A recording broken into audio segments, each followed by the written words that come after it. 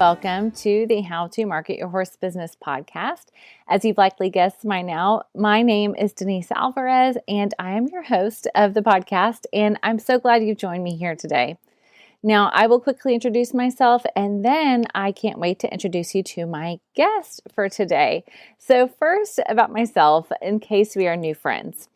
As I said, my name is Denise, and through my business, Storm Lily Marketing, I get to help dream-chasing horse business owners like you to see clearly through the marketing overwhelm and to make a doable, manageable plan that will turn your online audience into your customers. I do that through one-on-one coaching as well as website design and website copywriting and Social Stride, my monthly coaching program. And I do each of these things and this podcast to help you all be out in the arena and out with horses doing what you love to do, right? And that's why through the podcast especially, you will get a mix of step-by-step strategies and basic how-tos that will help you to not only see what's possible for your horse business, but I'm here to guide you through that process so you can make it happen. And so here today, we're actually talking specifically about your community. But here's why, right? Here's the why this even matters. As I've been looking around, I've noticed something from horse trainers to riding instructors to coaches who are at shows and coaching and to body workers and all things equine in between, right? There's something I've noticed that successful equestrian entrepreneurs are all doing well, and that is that they have their people. Now, I do not mean that they have an assistant or multiple assistants, although that might be true for some of you, and I don't mean that it's a supportive group of family and friends, although I think that's a great thing to have. But I'm actually talking about a community of like-minded individuals. And these people have not only bought into the product or the service that you're selling as an entrepreneur, but they're actually invested in you. And for these successful trainers and instructors, their people are invested in them, the person. They may know them, they may not know them personally, depending on how large the platform is. But either way, they feel like they do. They feel like there's a personal connection. And especially there is a camaraderie that surrounds this group, right? And it's really thanks to a shared love and trust and respect for the person who brought them together in the first place. So that might be a show team. And for others, it may be a barn family. It may be a client family that you have created. But you get the idea. It's a strong community. And when you have that in your business, it will help you to build a sustainable equine business. So that's why we're talking about this today. So then the question becomes, how do you get that? How do you build that strong community? And that's why I'm so excited for you to meet my guest today on the podcast. Now, I first met Shawna Karrasch and Jessie Hillegas at an American Horse Publications conference about a year and a half ago, which essentially it is an association for equine media. And I was there because I was on a panel about podcasting in the equine industry. And it's a wonderful organization. And if you're in the equine media, I definitely recommend it. And we met on our tour day, actually, as we were sitting near each other on the bus, and we started to chat. And as I met them, I was actually very intrigued because I discovered that not only was Shawna previously a marine mammal trainer at SeaWorld, but I realized, hey, I've actually read about you and now I'm getting to meet you in person because there was a Horse Illustrated article on her in her background and history in the equine industry. So as a pioneer of positive reinforcement training in the horse world, or R+, Shawna has actually been building a community for nearly 30 years just in this world of horses. But as you're going to hear in this episode, her aim was not to build a personal brand necessarily or to build a community. Her aim and her goal has been to serve the people and the horses in the equestrian world. And so, of course, when I met her, not having any experience or background in positive reinforcement myself, I naturally had a lot of questions about what that looks like when you're training horses. And Shawna and Jessie were so generous and kind with their time and happy to answer my questions. And I feel like we became friends. And so, of course, we also talked marketing.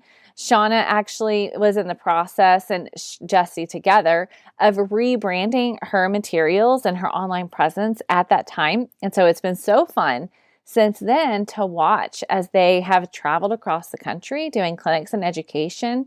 And at the time of this episode coming out, they're actually in Florida for an extended time. And they even have some international clinics in the works.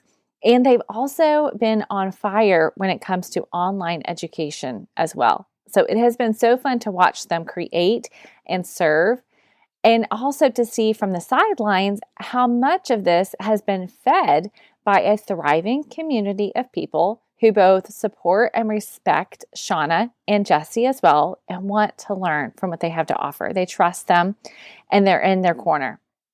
And so that's why I wanted them to have on the podcast. Now, you're going to hear in this episode that Jessie describes Shawna as relatable and honest and transparent and resilient yet empathetic, and how some of these things are the key to this community that they have. And I have seen those things shine through just in the short time that I've gotten to know Shawna and Jessie as well. And as I get their emails and I watch the way that they interact with people online and serve through their education, and even in this interview. So because of that, it was obvious to me that there was a lot that you, my listeners and fellow equestrian entrepreneurs, could learn from their experiences, from the things that they have done in the past to what they're doing now. Because the reality is, when you have a strong community around you and your brand, the possibilities for your equine business are endless. And it's not limited to the age of your business, for how long you've been doing it, or the size of your business. Because as I said, Shawna has been in this world for decades now, and yet she is still putting in the work to build a community and to serve her community. So whether you've been around the block for a while or you're just getting started, this conversation with Shawna and Jessie is going to not just inspire you, but really give you some actionable things that you can begin doing to create community in your business. So here you go. Enjoy my interview with Shawna Karrasch and Jessie Hillegas. Okay, guys, thank you so much for joining me here today. I can't tell you how much I appreciate your gift of time. Hi, it's really nice to be here. Yeah, it's great to be here. Nice to see you again. Yes, you guys too. Yeah. So I briefly in the intro said how we all had met back in Texas at an AHP conference. So I would love, though, what I didn't do in the intro is give any of your background. I just kind of shared how we met and how we got to having this conversation. But I would love for each of you to take a few moments, if you would, and share how you've gotten to the place where you are now, where you guys are working together, teaching others to train their own horses using positive reinforcement. Okay, yeah, I'll start. I was a marine mammal trainer for 10 years. So I trained whales, dolphins, sea lions, walruses, otters, taught them to do the shows, taught them for husbandry behaviors. We took care of them at every level, so made sure they had really dynamic, good lives. And it was all based in positive reinforcement. Then as I started looking into horses, I realize they don't use positive reinforcement. That's not how it's done. It's technically, it's called negative reinforcement, meaning you apply pressure and then remove the pressure. So the pressure release, the release of the pressure is reinforcing the behavior. They're working for that. We didn't use that with the marine mammals. We only stuck with the positive reinforcement. So I started, it was 29 years ago now, getting out there and trying to expose the horse world to positive reinforcement. And fortunately, I started with somebody named BZ Madden. She's one of our best jumpers, show jumper, gold medalist, multi-medals, multi-Olympics.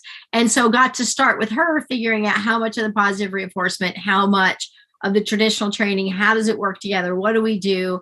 And that is where I started. But nobody absolutely no one in the horse world knew what positive reinforcement was. So talk about a long road. I mean, it was just climbing uphill all the while, doing demos and educating people. And it can, and this is kind of a blessing because I got to watch it grow and grow and grow and grow. Now it went from like 2 people to 4 people to 6 people, so it wasn't rapid fire growth, but now there's like Facebook groups and stuff that have, thousands and 10,000 people on them. So positive reinforcement is definitely really growing. And as it continued to grow, I kind of fell out of it for a little bit, kind of dealing with some life situations, and then got back into it. But it's really just me doing it, and trying to build this brand and this understanding of positive reinforcement. And I felt like for years I was marketing positive reinforcement, not even me. I was just if people will understand what positive reinforcement is, that will be a big win. And then I can be there to help. But there's millions of people that would need help with it.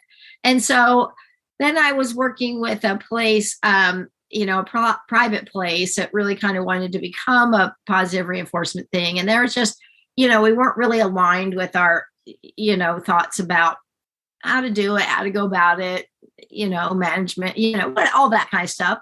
So as I needed to get out of there, my contract ran out, and the person said, you need to be out in a week and your horse needs to leave tomorrow. And Jessie said, come here. And so Jessie and I had been friends for quite a while. And because of a different story, which we can get into a little bit. And so then I moved here, and that was about 1.5 years ago, maybe just a little under.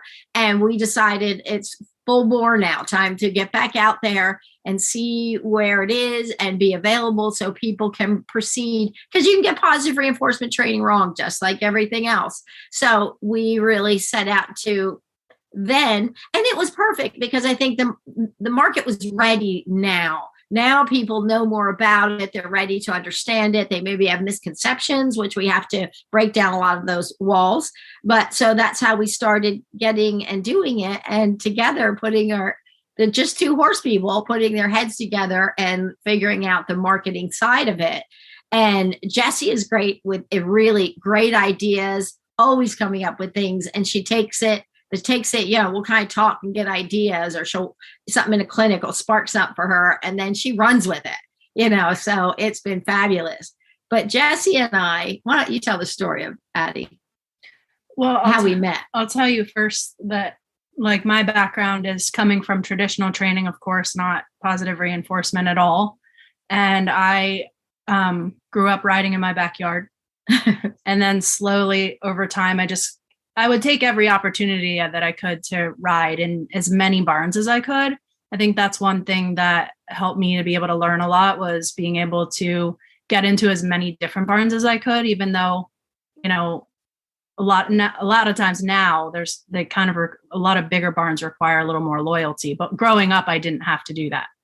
And then I started to work for bigger barns and do travel along with them to the horse shows. And those led into full-time positions and training horses professionally then for, I don't know, professionally, at least 10 years.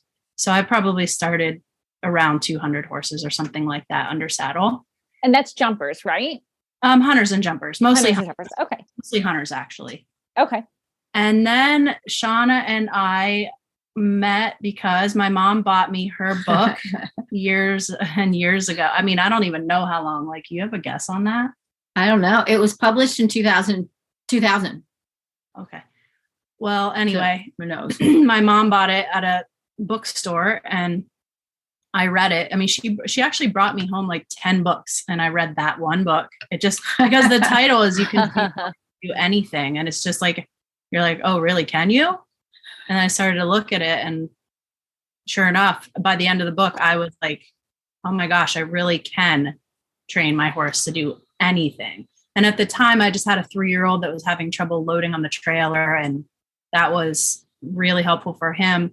I sort of put it away, just, mentally. I went on with my quote unquote career with horses. And then I don't know, 5 or so years ago. Addie, I had a young horse named Addie who had left me. I sold her as a yearling. I bred her. And she got into the hands of someone who showed her a whole lot on the line from like in the hunter breeding for about 2 years. And the owner didn't live near her and I didn't live near this trainer. So we didn't have a really good understanding of what was going on with Addie. And then the owner one day went to check on her and she said, she is not the same horse at all. You've got to go check, please go check on her. And I was a little bit friends with the trainer. So it was a tough situation to be able to not want to step on toes and everything. But I eventually long story short, ended up calling Shawna for phone consultations because I was at my wit's end. This young horse was, running in circles in her stall and kicking the walls and climbing the walls. And she would bite and kick, everything that you dread for your horse to be doing. Yeah, right. Yeah. So we had 5 calls. We were supposed to have 6. She still owes me one. And we worked through a lot of stuff and it helped her tremendously. Like it brought her back. So I'm going to let you take over on that part because you know a little bit. You're much better at talking about the emotional state.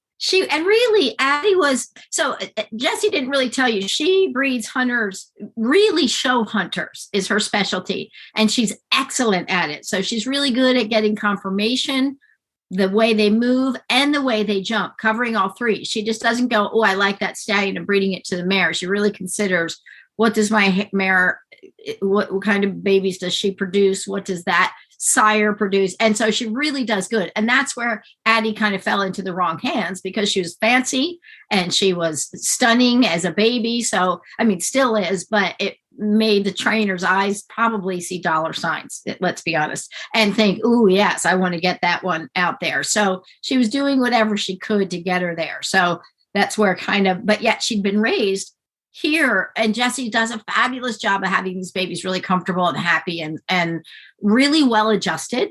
And so everything she was describing when we talked on the phone, it really looked like PTSD to me. That's what it sounded like. You couldn't tell the triggers. You didn't know what they were, but all of a sudden out of the blue, she's firing off and super, being perceived as aggressive, but it really comes out of fear. So that's how we originally started. And then we got back to us working together now.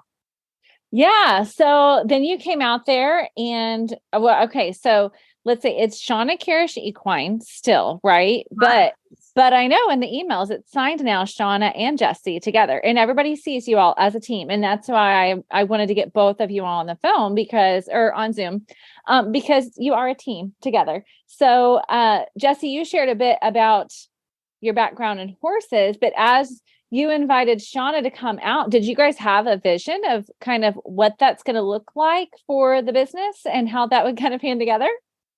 There was no I wish everybody could see the video because as I asked the question, you're just laughing. Yeah. There was no time for a vision. Honestly, it happened so fast. But what I did know was that we needed to start with what was already working for Shawna. So when she decided to make it public that she was going to be leaving there and she was going to be a free agent basically again, we put the word out and literally 150 people gave me their emails contacting, wanting to be contacted because they either wanted to attend a clinic or they wanted to host Wow. one. Wow. Of course, you weed a lot of those out, but there was still a lot of people that wanted to do it. So that at least let us start to generate income early.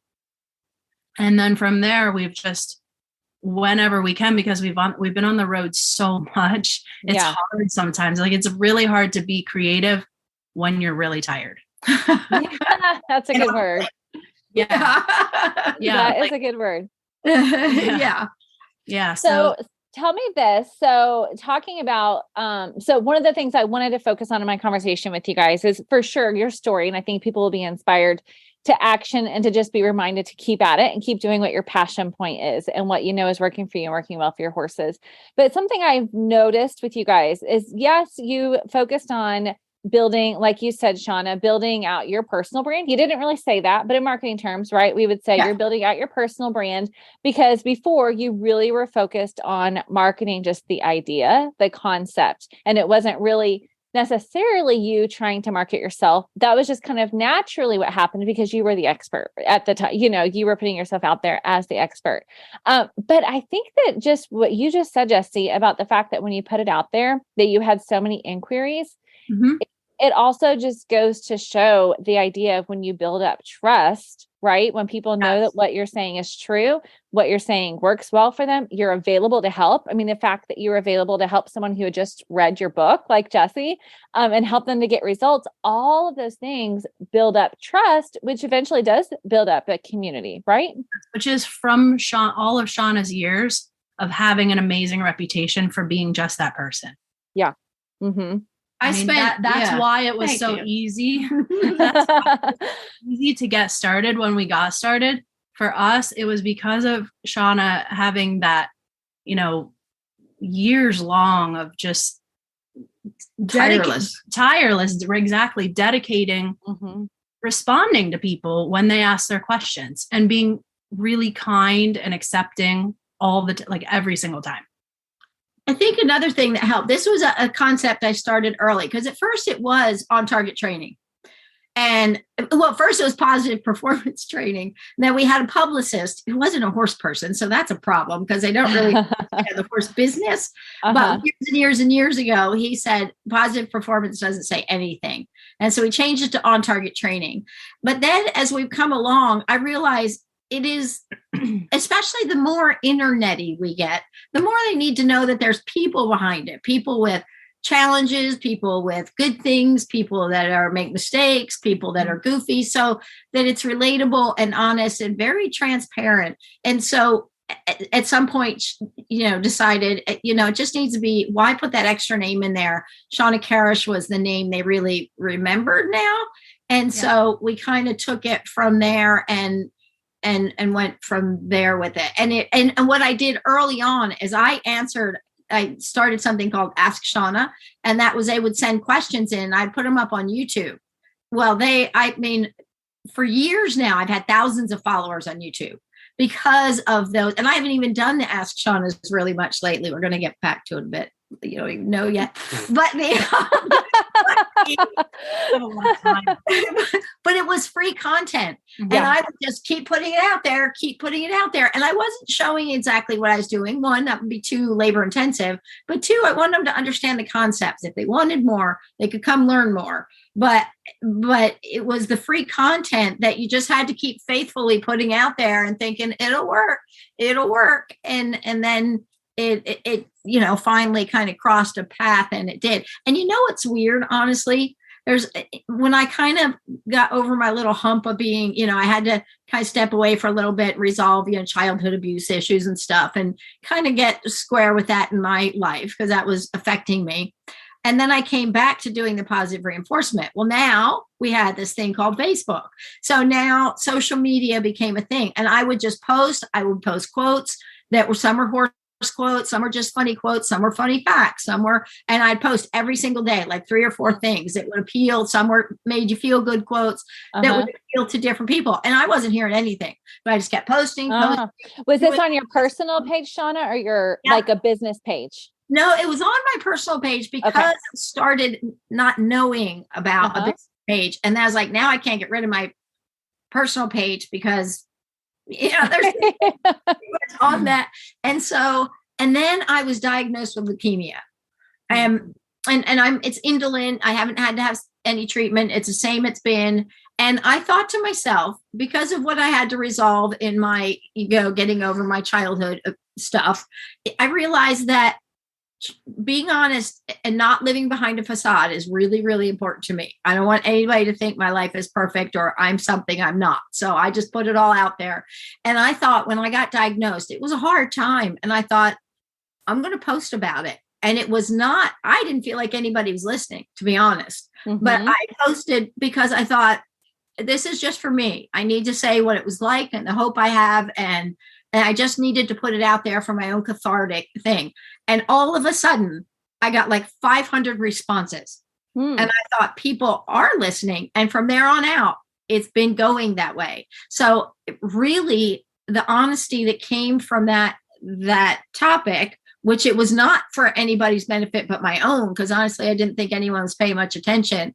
It turned a corner, and it really reminded me how much people want to relate to the person and how much they were watching. So that's kind of I think a good thing to keep in mind. Nobody wants to be perfect. They relate to all the real things that make it a journey that they want to watch or be a part of. And I think that's why I wanted to work with her, because she always has been so transparent, like, and what it does is it creates a safe space for other people to say their story. I think that's a really, I would say more than anything, that's one of the most important things to our business, is making it a safe place for people to tell their story, whether it's about their horse or their life or whatever. At the end of the day, people just want to be heard, and they want to know that people care. Yeah. So. And yes. And one of the things I think was beneficial for when we started working together, because it was like, okay, here I come. I need to get income. I just lost the job, And so now we had to kind of just get in and do stuff. But I think what's really good about it, we talked about this the other day, is we never got analysis paralysis because we didn't have time to. Yeah. So it was a good lesson just to put it out there, get it up. Don't get too fussy and nitpicky. Just get it up there, and we're morphing and learning as we go. And we will never stop learning. But we didn't. So our vision was just keep our heads above water. Yeah. I think that's very much Shawna's personality too. It's harder for me to be able to do that, but I've learned how to do it, adapt it with those sorts of things, because the one barn that I worked for was just huge, and it was just running all the time. And if you were not going forward, it's the same thing with riding horses or training young horses. If you are not going forward on those horses, you're setting yourself up to get bucked off in one way or another, whether it's life or whatever. Like you must be making forward movement. So if you get stuck somewhere, turn and pivot. I think that's a really good guideline to follow. Yeah, that's super, super good. So, okay. Wow. You guys had so much great stuff in there. I kind of want to go back and recap a couple things. Okay. So for one, you said the idea of consistency paying off for you even years ago. And then even now, as you go into your strategy now, I will say one thing I want to talk about is your consistency in your email marketing. And Jessie and I have emailed some about that because I've been very impressed in that. And I know that that's been one of the ways that you're building community in addition to the social media things. And then the idea of being honest. So I have a follow-up question for that. And for you, Shawna, how do you decide what is too much to post? Or so for some business owners, one of the questions I get is just that. It's like, I hear you saying to be personal and be real, but how much is too much? Or how do I know when I should share something personal? And how do I know when I should hold back? Because I think you're probably not the person that instead is going, okay, I know I need to share something personal, but I don't want to. The other flip side is, there's two sides of the coin. You've got one business owner who shares so much that there's like no business aspect, right? They forget that their job is bringing in income. And then you have the other business owner that never shares anything personal because they're afraid to be judged. And so there's kind of two sides to the coin. How do you balance that? Yeah. And I think that's a really good question. I think I try to, some of the trivial stuff I don't share because I don't want to be like, oh, poor me. You know what I mean? You're just like, okay, that's life. We all have that, maybe I got in a car accident or whatever, not major, but those things that come up. But the big things I do share because I think it's a part of who I am. And I wouldn't hesitate to share most parts of any of it. Like, God willing, next month, in February 21st, I'll be 17 years sober. I share that every single year. Now, for some people, that is super courageous. They're like, but they'll come forward and say, thank you for sharing. They'll send me a DM and say thank you for sharing. That's really brave of you. When I don't feel like it is, I feel like it's part of my story and what I've come through that's helped me to be this resilient, yet empathetic person, because I've been in the dregs. I have hit rock bottom. You have no idea the rock bottom I've hit. And so, a lot of wisdom can come out of that. So I think if it's not trivial, but I think it's how you word it. You don't just lay it out there as a big giant bomb. You kind of talk about how it, and I think I share things that impact me, that have helped me perhaps grow or help to, because honestly, after I was diagnosed with cancer, I haven't even had to have treatment, but it's made a lot of days sunnier, because you think, you know what?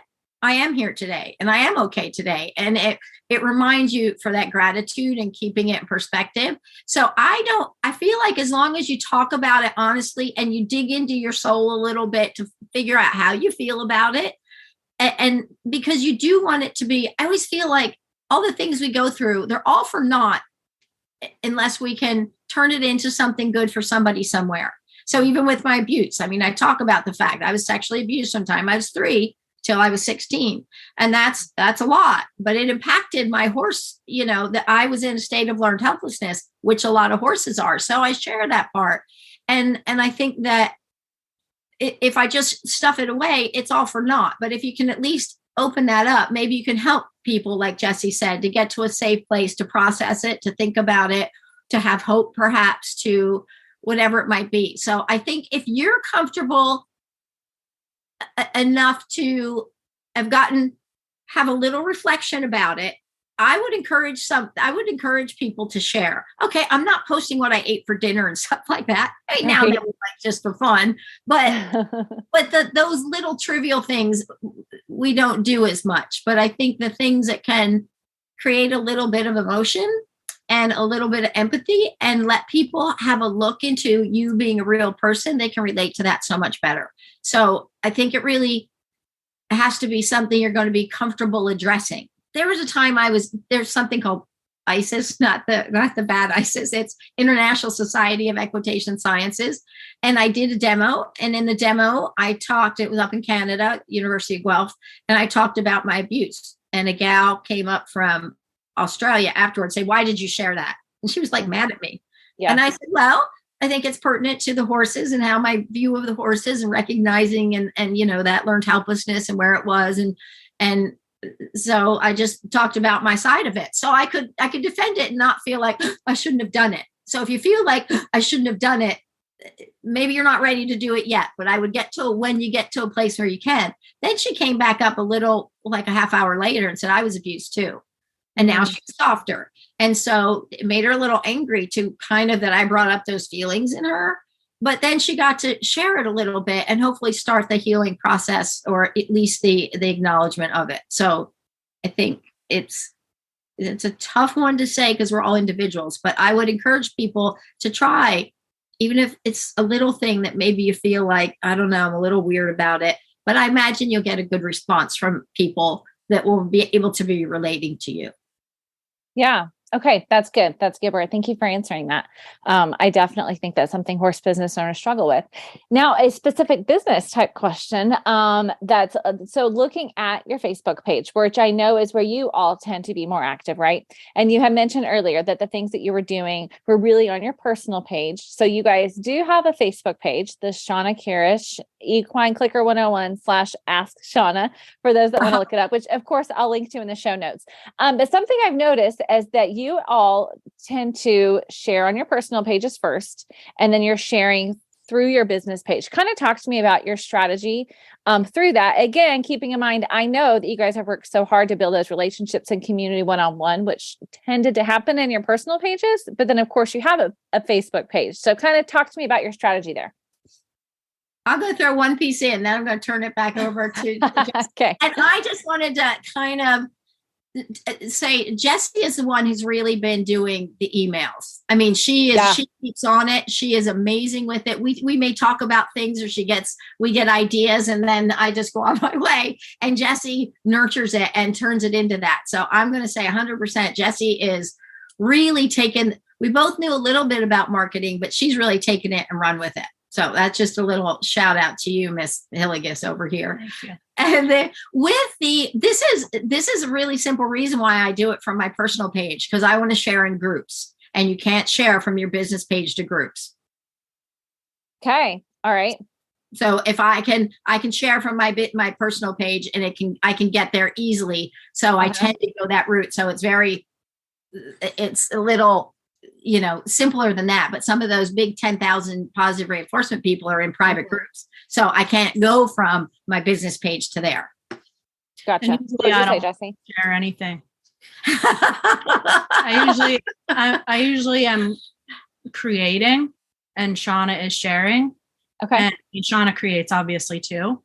But as far as the emails go, I found a company. Actually, a girl came to me. I know you didn't ask this question, but you're getting an answer to it anyway. Please do share. I'm sure it has great value. A girl came to me looking for a horse that is one of the co-owners of the company Flow Desk. And I decided to, she told me about it, and I decided to try it. And I really like it because it's very easy to use. So, I started using that, and I think that they're really pretty emails, and like eye appealing, not boring. I don't know, maybe they are boring, but I think not. No, I don't think they are. It makes it really easy to add in there, whatever videos or whatever. All of that stuff is super easy to use. And then they just came out with a checkout system also. And it's actually, do you know if it's still in their beta? I don't know. I don't know either.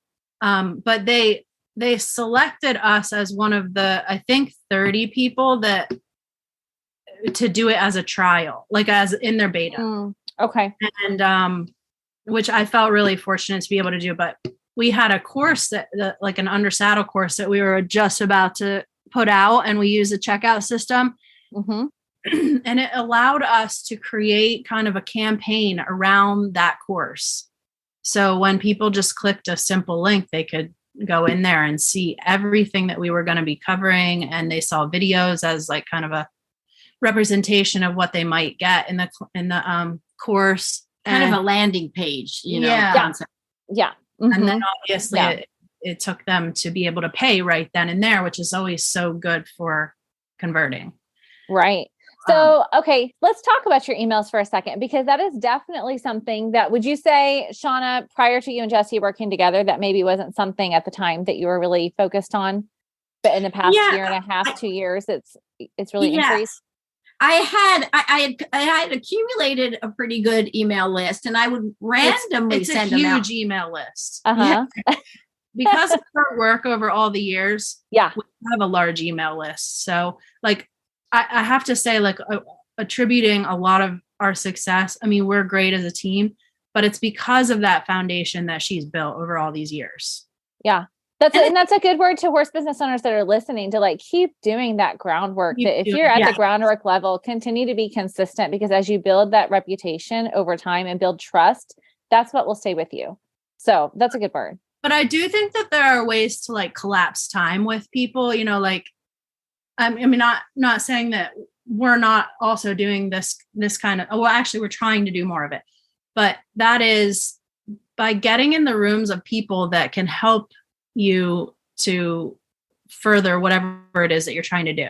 So like with names of people who are experts in that field of, I don't know what all people you help, what all types of people that you're helping there. But like for us, if we can get a couple of really bigger name trainers, it helps us to then be able to spread our audience. Sure. The social proof or affiliates, that type of thing. Yeah. I think what's really important too, when Vinton, my ex-husband, and I first went to John and Beezy's and decided to take this positive reinforcement concept to the horse world, it is, we tried to do too many things. I mean, it's like, let's try Western, let's try this, let's try that. It doesn't mean we're not appealing to all audiences, but we had to stop trying to be experts in all of these fields. And this is what's great about Jessie and I can just go, I'm just the horse trainer mostly, because that's what I do best. And Jessie also is a great horse trainer, but she's also really good at figuring the things out and putting it into the marketing. So we both can shine in our separate areas and bring it together versus pulling it apart. But it also helps us keep, we're kind of targeting more of the show people now. So I like that we're kind of focused on one group. Doesn't mean we're not helping everybody everywhere all the time, but we're trying to reach that group more once again. So it is that focus and not getting too scattered. Really got to start with it. I'm so glad you said that, because that's something that I talk about on the podcast too. It's just like what I do with marketing, right? It applies to all businesses, right? But if starting out, I said, I'm just helping small businesses. Well, there are millions of those. And so I really didn't know where to go or who to talk to. But as I really narrowed in on horse businesses, and then even now I'm narrowing in like, well, who needs more of the one-to-one coaching that I want to provide, and getting even more specific, then it's the same thing. I just love that you said that, because that's very much what I teach as well, in terms of your methods might work for every horse. Absolutely. But if you're trying to talk to every single person, your messaging will absolutely be watered down. And then back to that idea of community, you're not building a community because people don't know what you stand for. They don't know if they identify with you, because they're not really sure what you're trying to say. Yeah. And then also you're going to be your most passionate when you're talking about your niche. Versus like, I don't ride Western. Shawna doesn't ride Western. It's not that we can't help Western people. We totally can, but we're not going to talk a lot about it, because that's not where our heart, our real passion is. Yeah. Mm-hmm. So we help them with the behavior for whatever they want to do. Yeah, but we're not going to behavior. Yeah. It's not like we're going to go buy a Western horse and start saddling them up and, trying to make sure. Yeah. But you can take it anywhere you want. But we know for us that it is, it is more specifically the English show world that we're kind of targeting. And so our horses look the part because they are the part. They're groomed to those standards because mostly, let's say, we got some muddy ones out there, but mostly, we have them groomed to those standards. We dress in that, ilk, because that is what we do. And so, and it also speaks to the honesty of it, and being, this is who we are, but it doesn't mean we can't help everybody everywhere. And plenty of people have taken the positive reinforcement to the horse world in the Western world, and we've helped them with it, but we're just not, we're focused on where we're, and there's a lot of appeal to. There's a lot of people already, I think, servicing those people. And there's not a lot of people that are directed at all towards the horse show world. So we want to spread it in the places where it's not. That's important to us. Yes. We want to continue to grow. If we keep helping the people that already know, which we do help those people. I just want to keep reiterating. Sure. That. Yep. Yeah. You bet. It's not like, it goes back to that idea of being empathetic and vulnerable and transparent. You are being those things. And so people know that they can call on you if they have help. It's not like they're like, she's only working with show jumping horses, so I don't feel like she's available, because you've done the work to make yourself available and let it be known that you're here to help. So yeah, sure. You've laid that groundwork very well. Good. Okay, friends. Well, I want to wrap up our time together, but before we go, I just kind of want to give you an open-ended opportunity in case there is something that if you were sitting across the table from a fellow equine business owner who is saying, look, you guys have done a really good job building a community, people that are, wanting to book you for clinics and bring you across the country and across the ocean, right? Aren't you doing international? Yeah. So, and they're saying, what would you tell me? What's the one thing I need to know? I'd love to give you guys each the chance to say, this is the one thing I would tell you. I think it might be more than one. You know me, I got the gift. That's all right. But I think what we covered is being relatable and being a human and being fallible. I cannot express enough how important I think that is. The other thing I think that is really, it's three things that I think is really important that we touched on is don't wait till it's perfect. If you do that, you will never, ever, ever, ever get there. Get it out there, sort it out as you go. But that builds on the other, because if they already trust you and they know that we flub up things and that I'm fallible, if we put something out and it's, they know that it's going to be very honest and whatever that is. So don't get hung up on it having to be perfect. And then the last thing I was going to say is it always should be fun. So stick with stuff that is fun. If it starts to lose the fun for you, take a step back and go back and find that joy that was part of this vision in the first place. Shawna took mine. I was just going to say, if you're excited about what you're doing, the chances are people are going to be excited about that too. Yes. Because if you show that to people, they're going to understand your authenticity and know that it's from your heart, and people are attracted to that. So yeah. Good word. Good word. Thank you guys so much. Now, of course, feel free to share where they can find you online. And then I will also, for anyone who wants to just go find the link, I'll have it on the show notes of the episode. But for those that are listening that just want to pull out their phone and grab you on Instagram and Facebook, YouTube, whatever the case, let them know where to find you. Well, it's just shawnakarrasch.com, and it's SHAWNAKARRASCH. Sorry. And, that really has everything that the Ask Shawna podcast. Shawna has a podcast. Yeah, we didn't even get to talk about the podcast, but can I just tell you, I used you as an example. I don't think I told you this, but I did a podcast episode about podcasting and the different ways that you could do it. And I used yours as an example because I remember you sharing about it, and I've listened to some of the episodes and just how it's very different because it's not ongoing, but it is there, and how the way it's structured is like you teach, you want them to go apply, and then they come back. It's a very unique setup. So just so you know, I've talked about you here on the podcast before, even though you haven't been here. Yeah. And I want to add to something that we didn't really talk about. And I'm sure you've mentioned it on your show many times, but having evergreen content like podcasts and YouTube, those things are so important. Like we post a lot on YouTube, public things. We also post a lot of private things because we have a membership group called Shawna Uncut. So that's for people to just see all of our stuff at home that we do. That's Patreon, kind of behind the scenes, us working with horses in the day-to-day, on the road, whatever. So anyways, I just think that's a really important thing, is to remember social media is here today, gone tomorrow, kind of. Yeah. Good word. But the evergreen content like blogs, YouTube, all those things are so important too, so that people I actually wrote this down because I wanted to say this. But Shawna posted a video 12 years ago called Clicker Train Horse Remembers After 7 Years. And that video has 205,000 views. Mm-hmm. That just shows you, and climbing all the time.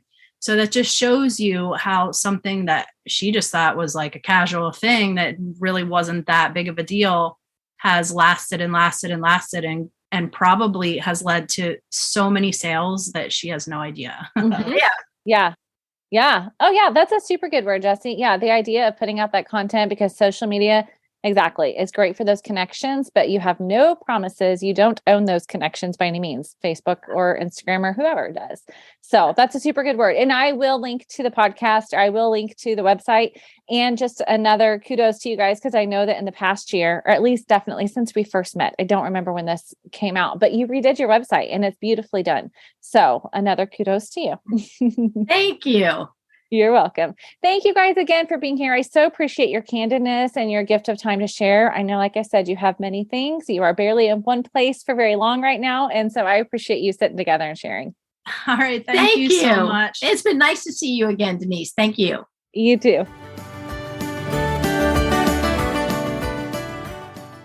I hope that you really enjoyed getting to know Shawna and Jessie. I know that I really thoroughly enjoyed this conversation, and I was, of course, taking notes as we were talking.